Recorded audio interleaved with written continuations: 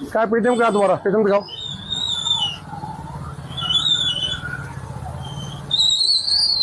क्या नाम है?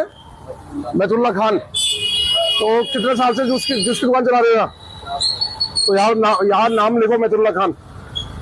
यहाँ प्रोपराइटरशिप में मैतुल्ला बोर्ड में लिखो जाए, यहाँ लिखो मैतुल्ला खान। मैतुल्ला खान कहाँ लिखा हुआ? पढ़ने में नहीं आ रहा भाई, पढ़ने में नहीं आ रहा। एक बार यहाँ लिख दो। लोगों की शिकायत आ रही है अभी, जैसे व्रत चलते हैं ना, व्रतों के समय वो लोग बड़ा परहेज करते हैं, है ना, परहेज करते हैं। तो यहाँ उनको पता होना चाहिए किसकी दुकान है। तो आप यहाँ पे अपना बोर्ड लगाओ, यहाँ लिखो, ठीक है।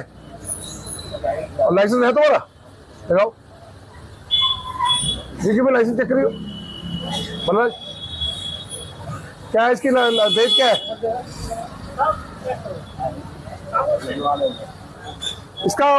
आप कुछ नहीं करना, बस सिर्फ लोगों ने मुझे कहा, लोगों की शिकायत में मैं आया हूँ। आप सिर्फ नाम लिख देना यहाँ पे अपना, और हमें कोई दिक्कत नहीं है आपसे, ना किसी प्रकार की दिक्कत है कोई ना। आप अपना नाम, आइडेंटिटी नाम लिख दीजिए आप।